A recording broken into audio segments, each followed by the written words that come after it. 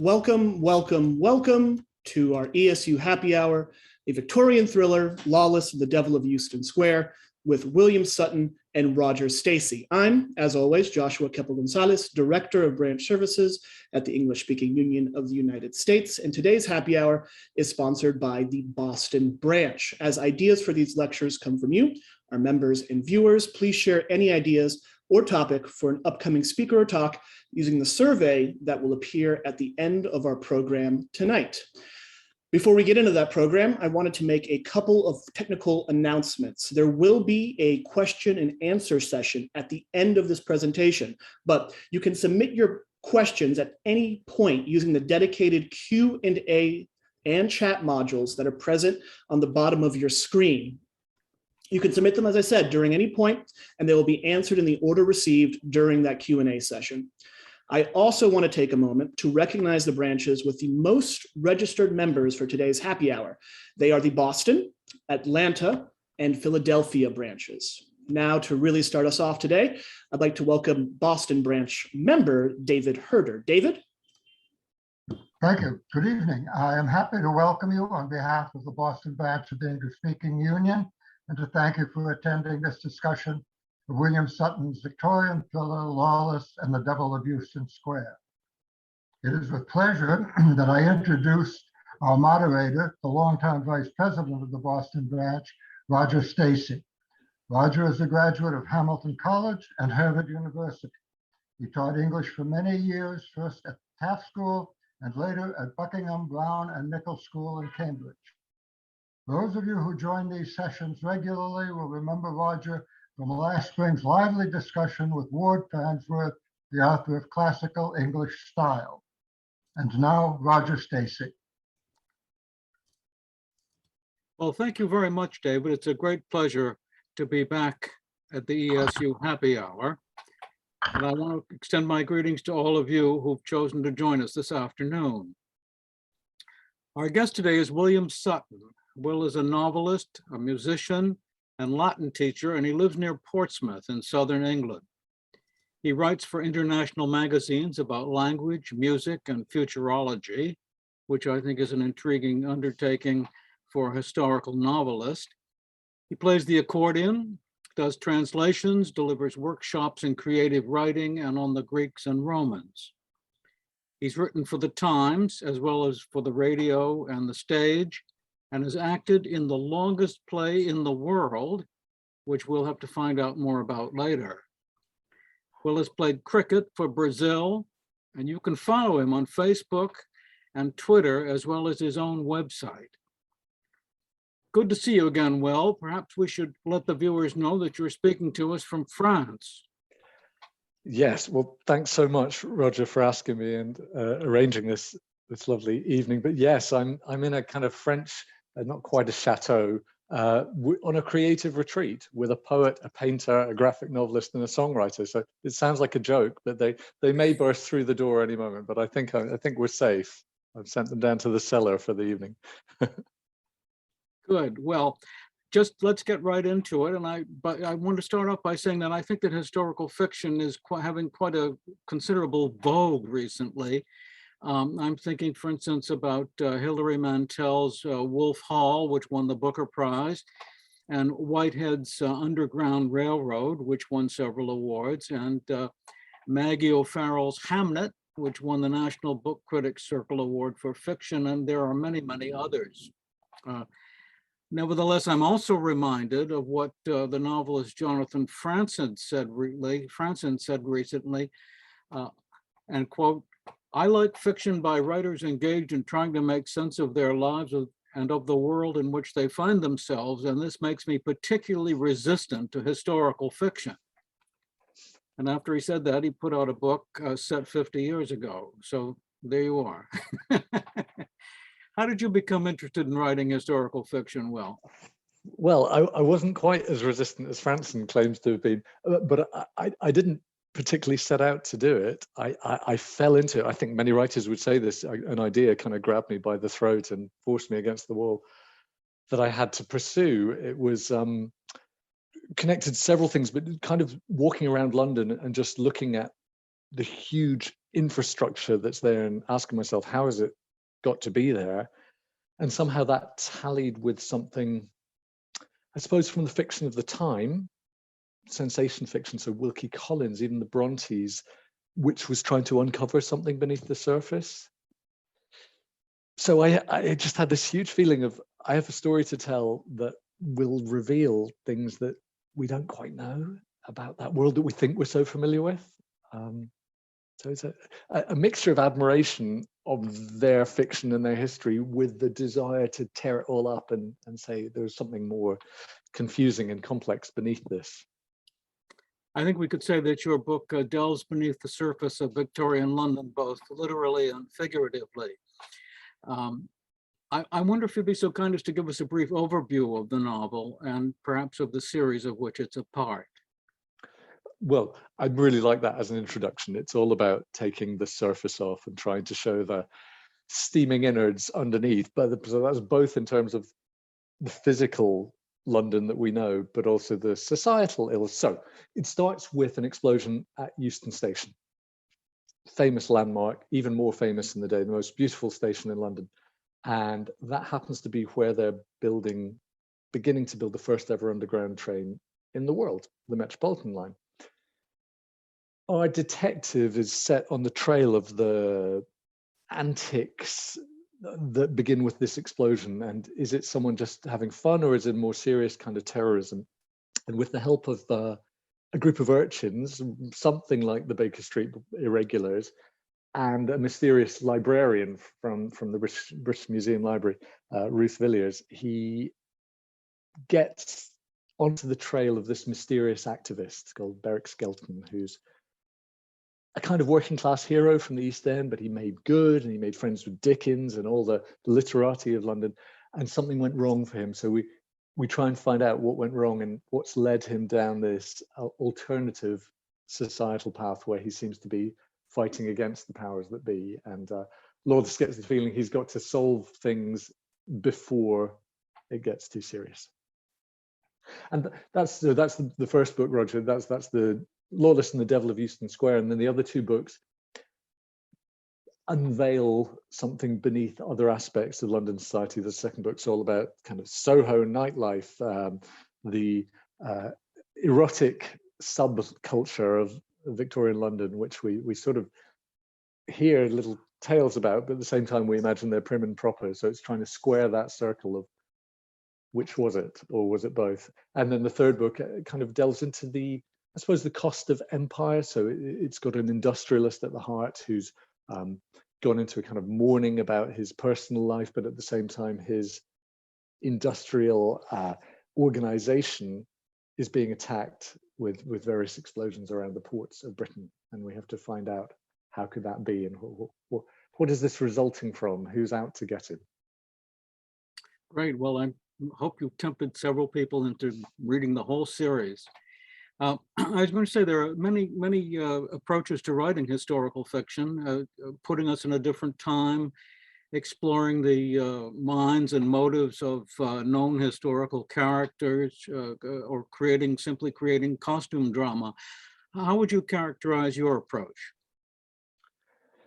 Oh, that's good. So, I mean, as you said, I'm fascinated by the subterranea, the underground life. And I suppose that started with just wanting to tell stories of how did the underground get to be there, how physically did it do it? But that then boiled over into what stories have not been told. So the stories of the people who built the underground is one, but what about the people who were unhoused by it? There were 10,000 slum dwellers along the Euston Road there, which is, I'm sure you know very well, the Marlborough Road, along that line, which was cut and covered, and who's telling their story? And like, we all know the story of the chimney sweeps in Dancing with Dick Van Dyke, but there are dozens and dozens of other trades that we've forgotten about, the costermongers. And I got really interested in the mudlarks, the ones who go down to the Thames, the mud flats of the Thames at high tide, at low tide, and look for the things that people have dropped into the river or dropped into the sewers. So I said, how can I tell these stories? How can I unveil the mysteries that lie at our own doors? Is it one of the dictums of sensation Wilkie Collins, whose Moonstone and Woman in White I really admire. And that seemed to me to open a door into the present, into the lies that the Victorians told themselves about how the inequality in their society was okay and just the result of, you know, the great struggle for life, or maybe God-given order of things, or maybe even Darwin's theory of evolution. They could justify something that looks so disproportionate to us now, and maybe to ask that same question for today. For if we're telling the story of the Victorians were so great and the empire, you know, had so many benefits, but we're suppressing all the costs of empire and the people who were knocked by the wayside, then what are we suppressing today? Wonderful. I thought maybe to give our viewers a sense of your novel, you might read us an excerpt. Great. So this is from the very beginning of the first novel, from the Lawless and the Devil of Euston Square, and the section's called The Watchman. I was alarmed to hear the creak of the constabulary gate in the wee small hours of my night shift. After 3 months in London, I was inured to the vulgar ways of street hawkers summoning their customers, the water bearers clapping, costermongers wailing, all manner of whistling, yodeling and rattling. But this was the dead of night, and my heart began pounding as I put down my newspaper. I shaded the desk lamp and stepped up to the window. Through the shadowy lamplight, I made out a small shape, methodically swinging the gate back and forth to produce that fearful creaking. I hefted up the window. Did they not use door knockers where you come from, laddie? Hello, the shape replied. Coming out to play, Lily-Law? Shift your dish, will you? I glared at him. Officer, he replied with mock pomposity, there is an incident at Euston Square, and your assistance is required. I don't care if there's a bonfire in the British Museum. There'll be a bonfire up your lally-crackers if you don't shift them. I was impressed with the bairn's cheek. Is it customary in these parts for small boys to be summoning members of the constabulary? Oh, customary is exactly what it is, Captain Clocky. He sighed, as if to emphasize the depth of my ignorance, his breath forming clouds in the air. Especially as where Wardle is concerned. Are you coming? Hold your horses. Or shall I say you're out? Inspector Wardle of the yard. God help us. Don't they parley Ari and Glazy where you come from? Well, we speak a damn sight better English than yous do. At this, he laughed, which I found even more annoying than his remarks. I was puzzled. Wee man, you don't even know who I am. Ah, you're a Scotchman, and you're the Watchman. Am I right, or am I a Dutchman? My father told me not to stare. He said it showed ill breeding, but I was always third rate at following father's precepts, and I stared at the boy. His hair was plastered across his forehead, and his waistcoat a breeding ground for lichens. Yet, despite the whiff of sewer life about him, he had a jaunty grace. His eyes were a brilliant blue, and his grin so charming it was impossible to dislike him. The great inspector, he said, requests the use of your abilities. We had heard they was considerable, hard though that is to credit on current showing. Look, wee man, how do you know who I am? How does Wardle know? Word travels fast here. You'll see. Everybody knows everybody else's business. Well, thank you, Will. I once read that writing historical fiction involves immersing oneself in the period until you can hear the people talking to each other, and I think you certainly seem to have accomplished that. I do want to say, by the way, that having you read it to us as a bonus, for those of us who might not be familiar with the Scottish and the London accents, but I also want to assure everyone that the book itself is written in perfectly straightforward, comprehensible English, and that if they find that the idiolects that you just provided for us are interesting, they can hear them all on the recording which you made of the book and which is available. So thank you for that. So I wanted to go on now and talk about central London. I know London pretty well. And in fact, when I was reading the book, I could follow Lawless as he traversed London from Euston through Mayfair over to the British Museum, which made it kind of fun for me. And in fact, I've actually ventured down the entrance hall of Brunel's Thames Tunnel, which is a fairly obscure tourist attraction, with one of our former ESU Wrench speakers, Robert Hulse, who runs the museum there. So that it was gratifying to find that mentioned in your book as well. So for me, there was considerable pleasure in hearing about a familiar and favorite place. But my impression is that you're attempting more than simply putting us into London in the past. How would you characterize your approach and your goals in writing?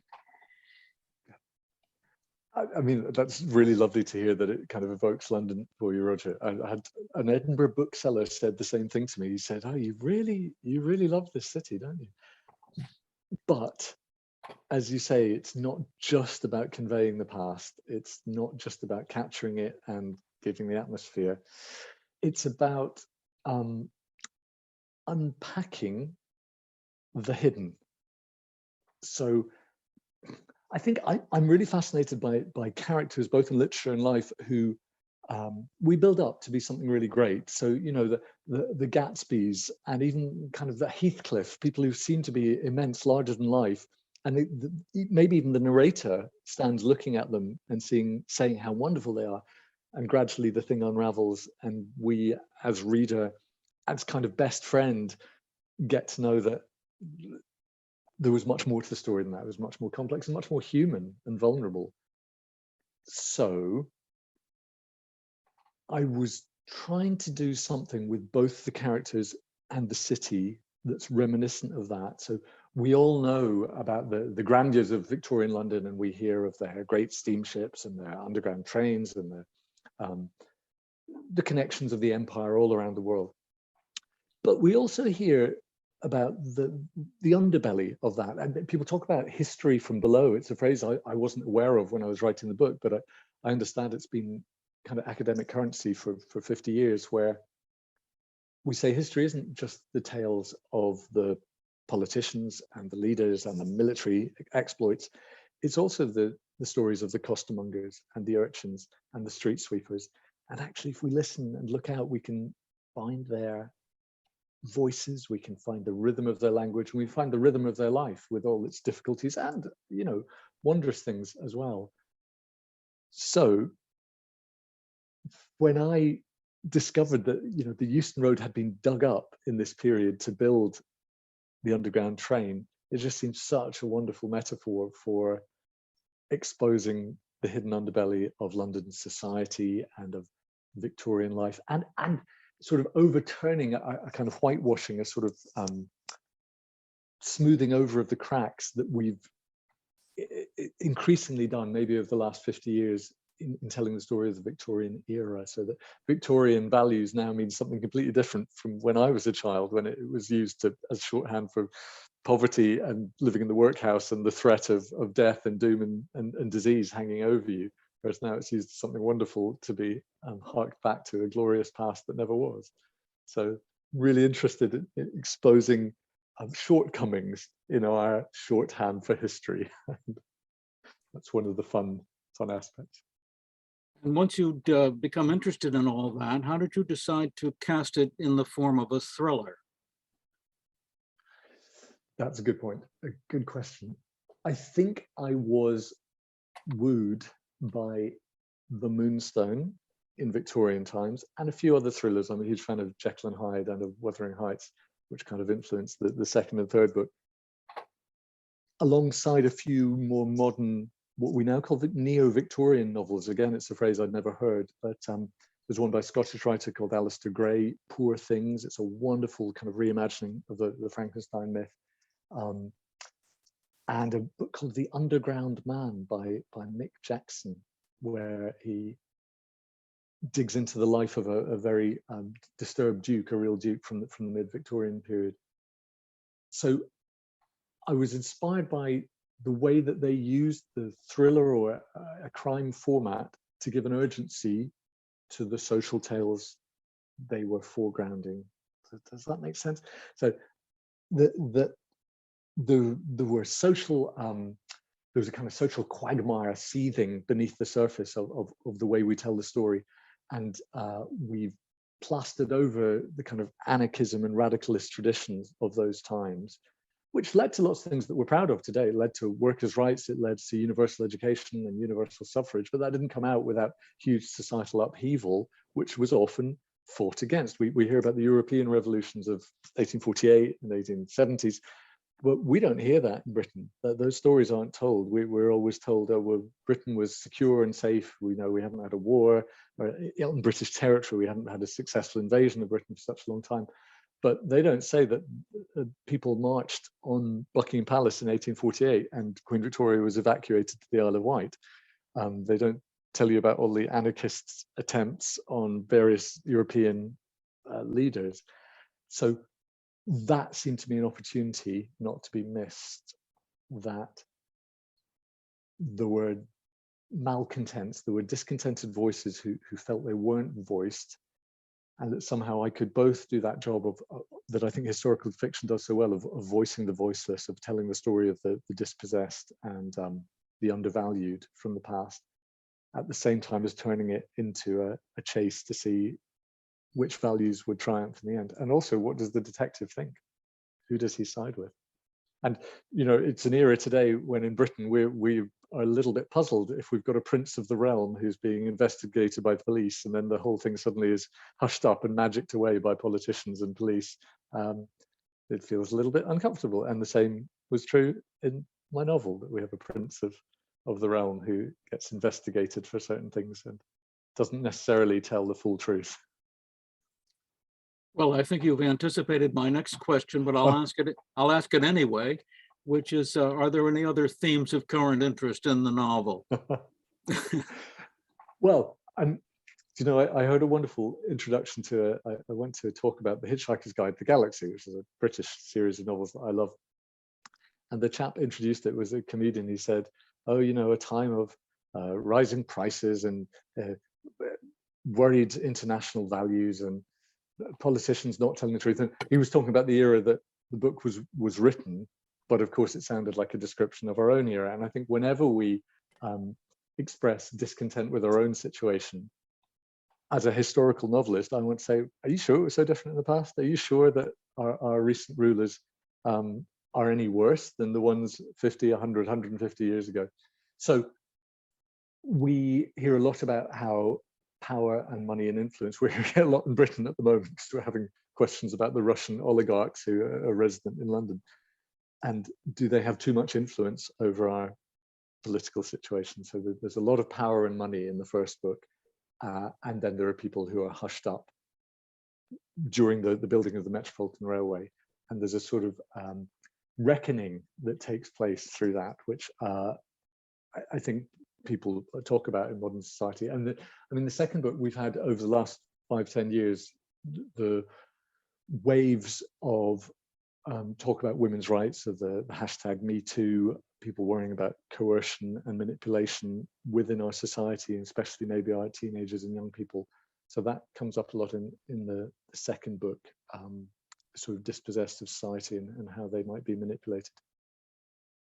And then the third book sort of chimes with, you know, some of the recent more imperialistic escapades of both the United States and the United Kingdom in the Middle East, when we go claiming to be keeping the peace and re-establishing security in a region where maybe we don't necessarily understand fully enough. So there's a character in the third book who comes from a British colony in Africa, and he comes and has certain business methods which might be more reminiscent of the murkier corners of the empire, and he can hold up his hand and say, well, I'm not doing anything different from what the British did to my country. So again, all the books try to tell the story of someone who has been hushed up by history and say, really, how does the balance come out? Well, I think we're all being warned nowadays not to forget the past because it does illuminate the present. And I think you explained pretty well how that happens in your books. I'm interested in how you develop the texture and details that give your books their realism, as it were, and their historical accuracy. Oh, that's lovely. I mean, it's a pleasure to think about, and it's actually beyond what most readers ask. Most readers ask about kind of the events and the characters. So the texture, I think, comes a lot from words of the period, so reading, but not just novels. In fact, almost less novels, or not successful novels, maybe forgotten fiction, the police reports. There's a journalist called Henry Mayhew who collects interviews with the street folk and the criminal classes. He published a 4-volume work called London Labour and the London Poor. And he actually moved from being unknown journalist to being a kind of minor superstar because people were so won over by the poetry of the street folks' natural talk. Now, obviously, we don't know exactly how accurately he collected those voices, but I think he presented to Victorian society, and we can still access it all. It's all, you know, free online to read, a picture of people that were living all around us. So the mysteries at our own doors, again, the secrets.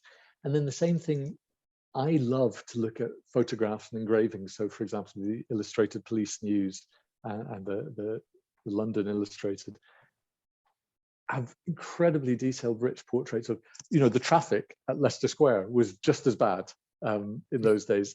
I've seen a short film at the Museum of London. I think it's 1890s, so it's a very early film of Tower Bridge. And the noise and the traffic, maybe the noise was put on afterwards. I don't think they had sound along with it, but the traffic is extraordinary. So the visual things, there's wonderful people on some of the social media sites, such as Pinterest, is very good for finding Victorian clothing, and with incredible experts.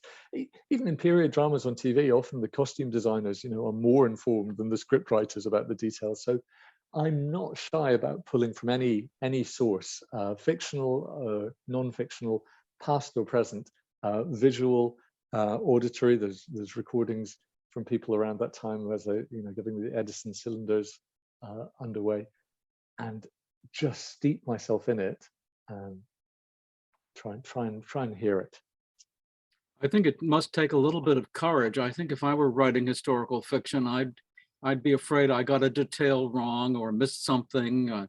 When does it become clear to you that you've done enough research and need to start writing? That's a good question. So I think if I had known how many people have written and are writing of my era, I wouldn't have done it. But when I started writing, I didn't go and check. It was early days of the internet when I was first writing my ideas down. And I didn't realize how much is known about it. So I sprang from the sort of shared fictionalized aura that we all have, I think, of mid-Victorian London, which is Dickens, Jekyll and Hyde, going into Dorian Gray and Sherlock Holmes, even Jeeves and Wooster. So there's an image of high and low that we feel we all have a right to, and we have a sort of share of. And I just wanted to complicate that with enough veracity that I could puncture those historical bubbles. And actually, there's some wonderful writers who write about, the writer has a website, Lee Jackson has a website called victorianlondon.org, which I recommend to any student of the Victorian era. And there's a non-fiction writer called Judith Flanders who collected all the details of the Victorian house, then of the Victorian city, then of the invention of murder. So I suppose, having gleaned a few details from these people, I did what they report that Dickens used to plan his novels, and he'd pace back and forward saying, right, have I got the turning point? Have I got the crucial thing? And eventually he'd just throw up his notes in frustration and sit down and start writing before he'd finished planning it. And I think that's quite common with writers, that we get to a tipping point of momentum where we say, if I don't start now, I'm going to be lost in this research forever. So a certain amount of ignorance was a blessing in disguise. And if I've later found out that I got some things wrong, then I can accept that.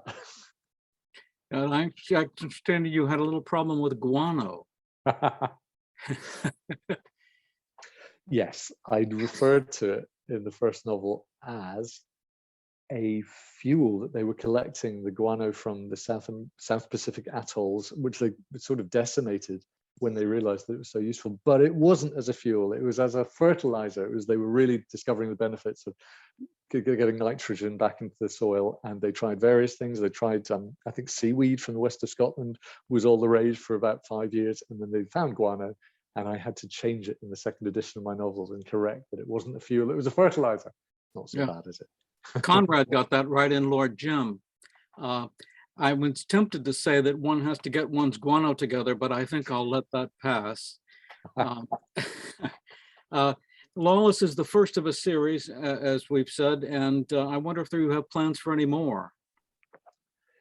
Yes, I've got a couple sketched out, one in great detail and the other a little bit looser. Yeah, so Lawless currently has come through from 1859. They're beginning to build the underground train, and it opens 1863.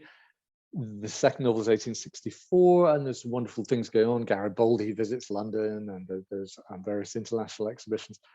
But I'd like to take him forward through, there's a big financial crash in 1865, which was, I mean, when there was a bank failed in London in 2008, they said it's the first bank to fail since 1865, which is reflected, I think, in Mary Poppins, the bank fails.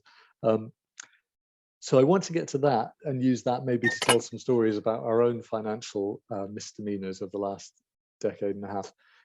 But also, meanwhile, in Europe, there's a ferment of revolutionary activity with Germany being formed, Italy escaping a kind of occupation that it had suffered for hundreds of years from the other powers of Europe, and becoming a nation for the first time. So I hope Lawless is going to get out towards Italy's Risorgimento. But I've also, Roger, written a few short stories. I write for a French magazine here, actually, and every so often I offer them a story where Lawless pops into some other venture. He's met some whiskey smugglers, and he's fought with Polish immigrants trying to get to New York and being duped. So I do have quite a lot of fun with the characters just in between the big outings of the novels.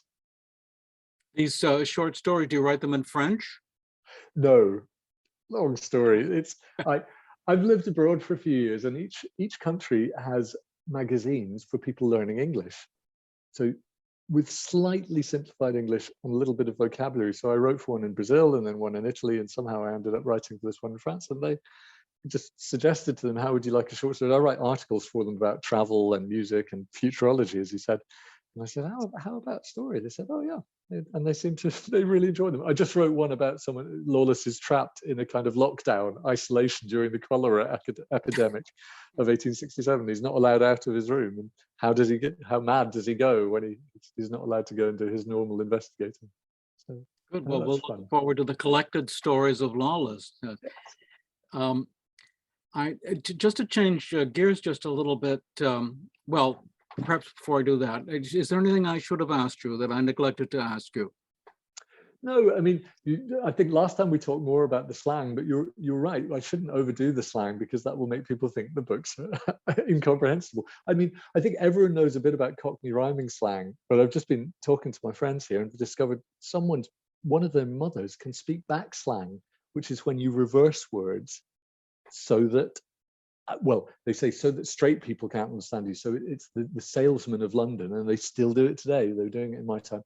They reverse words. They use a slang from the dockers and the circus workers. So I've just got traces of this. And the one example I meant to come up with was that yob is the backslang for boy. And we don't even notice. And not to mention a bunch of words that you can feel come through from Italian. Scarper and savvy come through those dockers and circus workers. So there's a sprinkling, just as you said, of that. And that's a fun thing. I don't think any readers have been put off by it. Good. Well, now to change gears, I think this audience would be interested in how you found your way to TAFT as an ESU exchange student. Oh, well, I mean, for me, that was just a wonderful accident that I'm forever grateful for. It was a girlfriend of my brother's said to me, what are you going to do? You're going to leave school and go straight to university? And I said, oh no, I love this idea of a gap year, but I don't really know what I would do. And she said, oh, we'll apply to the ESU. And I went through the extraordinary, quite detailed application process where you got interviewed by a huge panel in the London club. It was very, very enjoyable to go through and to meet the other applicants, who I then traveled on a plane with over to New York and picked up by the Connecticut limousine. So I really knew nothing of what I was going to. I knew so little about the TAFT school and about life in America. I mean, I think I thought in the films, America always looks hot. So I don't think I brought a woolly hat or a scarf and ended up staying in New Hampshire for Christmas. So they were laughing at me about that. But it was such a different atmosphere to come into, and the sort of academic processes were so much more open and inquisitive and inquiring. It was a wonderful place to land in after going through the British academic system has many things to recommend it, but it's somewhat narrower. And then you went on to university. I went back to Oxford, yeah. I got a place at University College Oxford, which is where Bill Clinton went on his Rhodes Scholarship. And I'd got that place before I came to America. I always wished I'd applied to a few American universities just to find out if how I might have got on with that process.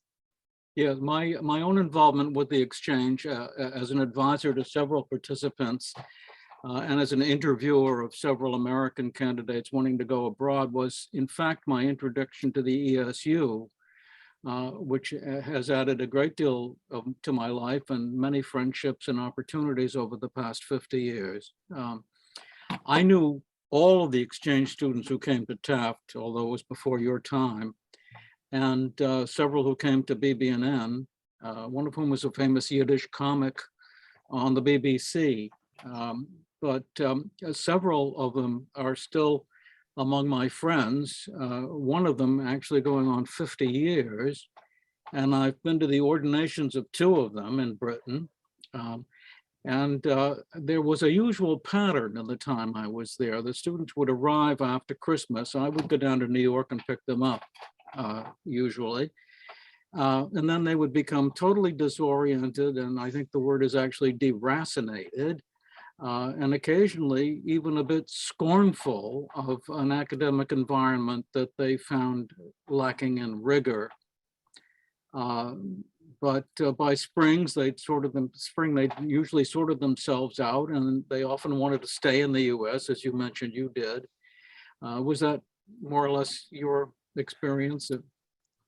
I know what you mean. I mean, I remember when I looked at the courses on offer before I arrived, I thought, what's going on here? This is ridiculously widespread. But, I was quite demanding when I arrived, which is not my usual way of arriving in an institution. But I said, I don't need to do Introduction to American History. I've studied American history. Can I do advanced? And I got to study things through the Korean War and things that I hadn't even realized were history yet, if you see what I mean.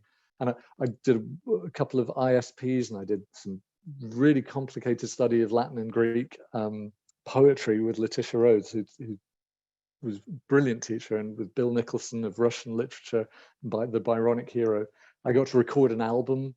I got to sing in the Collegium Musicum and in the I can't remember the name of the boys' harmony group now. But so all these wonderful things kind of, yes, rescued me from a certain sense of not exactly I don't think I was quite deracinated. I was, yes, disorientated, and it was a very different world from an all-boys Scottish school in the Highlands, where there was not enough food to go around, and we were shivering against radiators in the winter, like playing rugby in the snow. So when I got to the dining hall at TAFT and realized that you could ask for extra fig Newtons if you were hungry, it was an extraordinary change. It was like arriving in the land of milk and honey, and I was very grateful for it. And I understand that your time at TAFT left some marks on Lawless and the Devil of Euston Square. Yes, so I hadn't really thought about this until we were talking the previous time. So I think all novelists in creating their characters and other things, place names and things like that, we use what we might call markers. We pick a name from our brain and pop it down and say, you know, I'll fix that later. And then you often fall in love with it. So the character it's in the first two books called Sheridan Groggins, who was my sort of answer to Henry Higgins from Pygmalion, because I needed him to be an elocution teacher. But then Sheridan is a reference to the playwright Sheridan's father was an elocution teacher in Edinburgh, hence the posh accent in Edinburgh, even though he was from Dublin. So it was a play on lots of things, but Groggins lived across the corridor from me at TAFT, and there was a wonderful musician and a brilliant singer.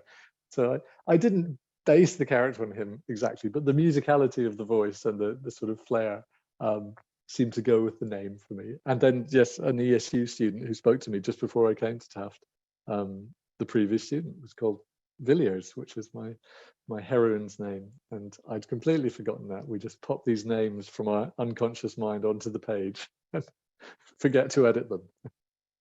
Well, I'm looking forward to knowing more about Ruth Villiers and when I read the second novel. So as we begin to wrap up, I wonder if there's anything that you think was worthy of my covering that I didn't ask you about.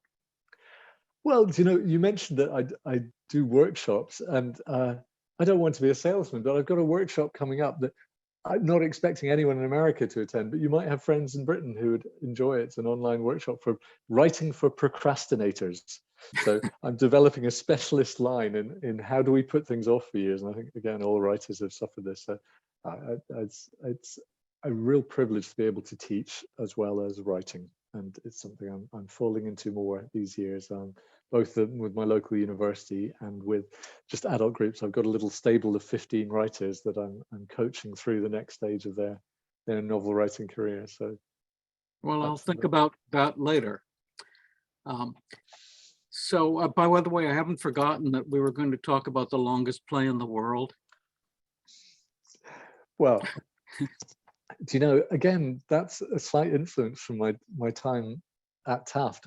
I was involved in the acting group, the TAFT repertory company, and it really gave me a taste for a certain flourishing style of repertory acting, we call it in Britain, where you just learn the part and go out and do it. And there was a mad English actor. You see him, he's in certain famous films and Monty Python episodes, things like that, called Ken Campbell, who, it was more like a cult than an acting troupe, but he had a 24-hour play that he'd kind of culled from the mind of this alternative thinker from the 1970s. And he assembled an acting troupe of people, many of whom have gone on to quite reasonable acting careers, unlike myself. But it was a great thing to be part of. And I learned a lot about the dramaturgy of storytelling, about how plays are put together. And we put it on several times. 24-hour play,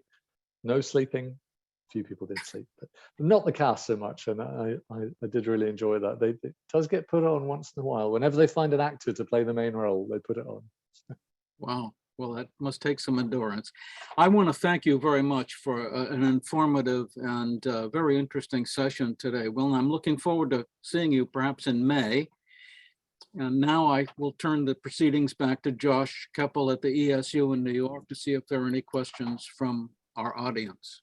Thanks again. Thank you, Roger. Thank you so much. Well, first, let me reiterate Roger's thanks, William.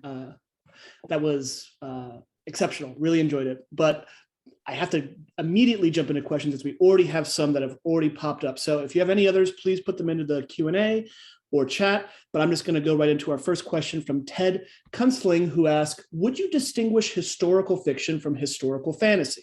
For example, Underground Railroad does not attempt to realistically portray the actual Underground Railroad, which was not a train. No, that's a really good question. Do you know what? I was looking today at the definition of historical fiction on, is it the Historical Writers Association? So there's a big prize given by a Scottish bank, I think, for the best historical fiction of the year in Britain. So for me, Colson Whitehead's novel was a historical novel. And there isn't a precise distinction between fiction and fantasy for me. So alternative histories sometimes they're not historical novels and sometimes they are, and that definitely was, because it was informing us about true histories.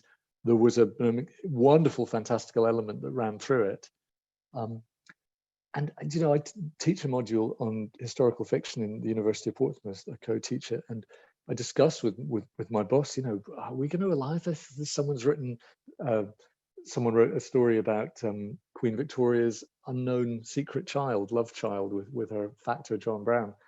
Are we going to allow this? Yeah, but if it reads like historical fiction, it's historical fiction.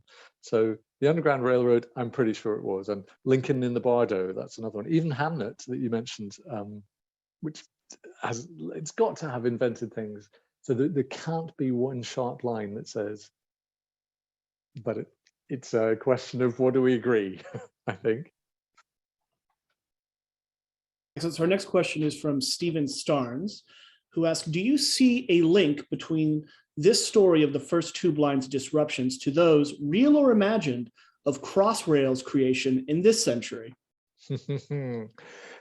So, you know, when I was starting to write the first one, I was able to say to people, can you imagine a time with lots of roadworks all around King's Cross and rumblings underneath the ground? So yeah, it certainly influenced me. They were also building when I lived in London, they were building the St. Pancras link to Paris, so that you could travel right from central London through the Channel Tunnel. So I just love these echoes that come, you know, decade after decade of the same problems come up, and the sewers have just been rebuilt in London for the first time since my era. So yeah, my novel intertwines the building of the Underground Railway with the establishment of London sewers, which is sort of famously kickstarts the first megacity and enables all the megacities that we have today. If they hadn't done that, we would still be suffering, you know, epidemics much more often than we do. But yes, it definitely connected for me with what's going on today. Yeah. So our next question is, well, less of a question, but it's an opportunity for to present a plug, I think. So Melody Hagspiel wrote, it sounds like a wonderful read, and I would like to suggest it for my book club. Where is your book available in the US? She then followed up quite quickly. I did a Google search and see that it is available in several retail outlets here. Wonderful talk. So if you're interested in reading the book, you can likely find it in a retail outlet in your local area. So moving on to an actual question, your series covers several decades of London life. How would you contrast your style of depicting Victorian life using a mystery story with the novels of EJ Samson, who does the same with the life and history during the reign of Henry VIII? Okay, well, I'll have to apologize that I haven't read Samson, and I've been recommended to read not just that series, because he's got some other series, I believe. And I'm often told how he manages to I don't even know if it's he or she, interweave historical veracity with gripping plots. So I can't exactly say, but all I can say is there's very little in my book that isn't real. And in fact, but the most surprising things in my book are all real. For example, that there's a hydraulic power network under the streets of London that functions in what people sometimes call this sort of steampunk manner, but it's actually real. There is a former hydraulic network there. And I think I'm right in saying that Samson likes to do the same thing, to pull up extraordinary details that make us gasp about the past. And if you look it up, you think, oh my goodness, that's real. So what are they making up? And what I don't know is if the stories are as gripping, and that's something I leave the readers to decide. Excellent. So our next question is from Michael Wells, who asks, why did you change the title of your first Lawless novel? Great, I haven't been asked that for a long time. So the original title was The Worms of Euston Square, which is the name of the urchin gang who get dispossessed from where they live at Euston. And that title had been with me for several years before I wrote the book. It was an imagined novel in a short story I wrote about modern times, where someone is looking for details about Victorian life and they find on the shelf, oh, there's a book called Worms of Euston Square. And that had stuck with me, and I eventually sat down to write it. The novel was published under that name by a small Scottish imprint who got swallowed up by a bigger Scottish imprint, Mercat Press. They were called, they're now part of Berlin Polygon. But I didn't have a writing agent, and I kept looking for one. And when I got one, he didn't get on with that publisher. So he found me a different publisher for the second book. And they said, well, we're going to put out the first book again. But it sounds a bit like a fantasy novel being called The Worms. I mean, let's change it to something else. And I threaded devils all the way through. That was a kind of touchstone of the imagery, because there's a hydraulic devil is a machine, and there was someone who smells of sulfur, and there was overturning who was good and who was bad was all kept being flipped within the novel. So that title kind of exists as an alternate for me right from the beginning, but it's never comfortable to change the name of your novel. And it was urged upon me by my second publisher. And sometimes I think the Lawless and makes the series sound a little bit, I don't know, more kind of like airport novels than they might be when you read them. I don't know, maybe that's me being a snob, but I think the search engines as they work now don't need you to use the title of the detective and all the titles. I might have simplified it if I had the choice now. All right, our next question comes from Sandra Pikar, who asks, please repeat the titles that have inspired you: Moonstone, Underground Man, and also has a little comment here. Thank you for your animated connection. Your animated that connected me with relatives of the Euston area, including the Caledonian Market, etc. Yeah, I used to live right there. Oh my goodness.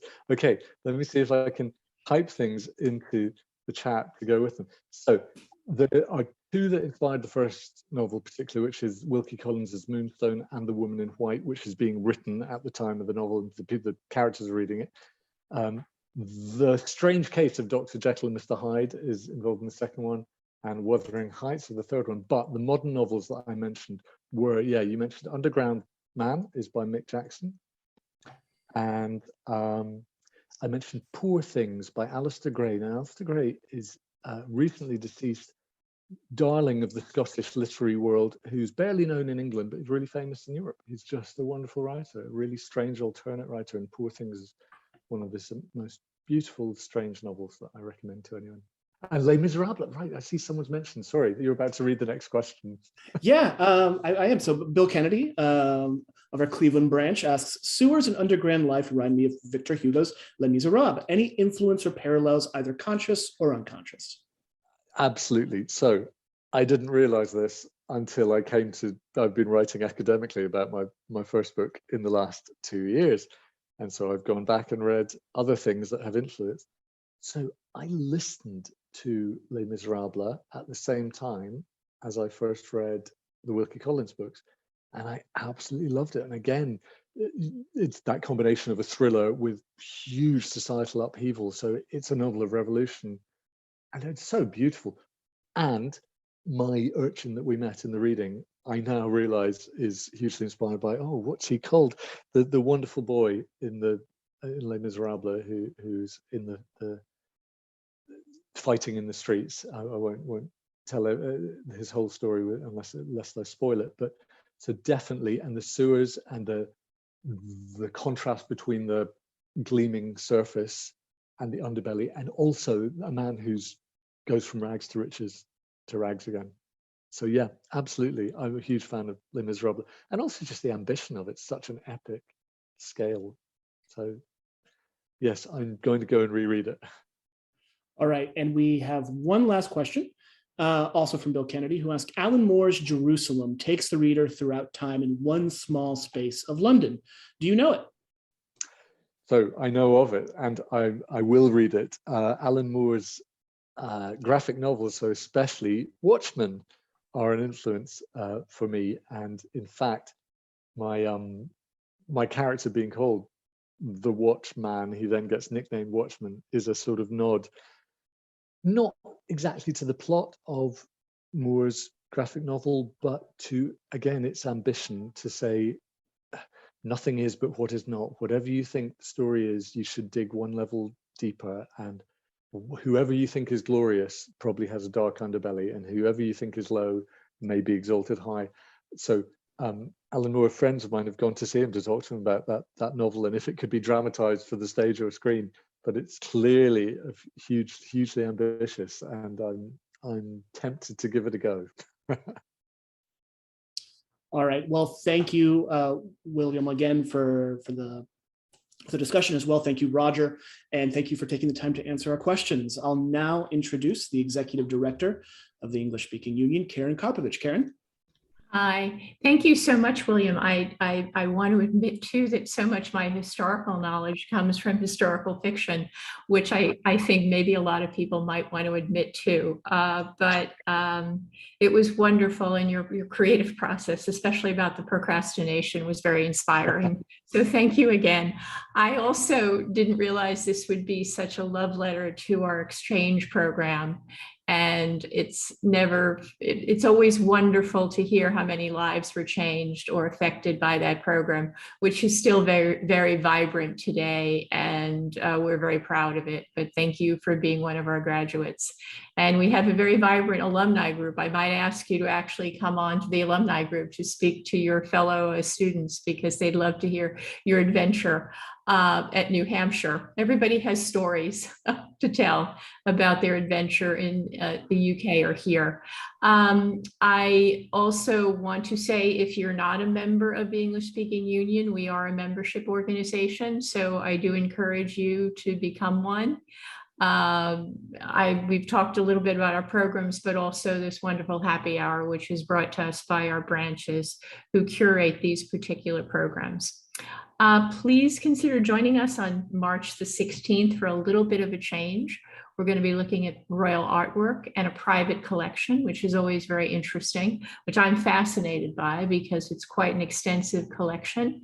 And we'll be visited by a gentleman named Dr. Gerald Schiltholst. So that's on March the 16th at 4 o'clock. And I look to see you back here then, and have a wonderful evening. Thank you all again. Thank you so much for having me. Thank you to Roger and everyone for Thank you. welcome.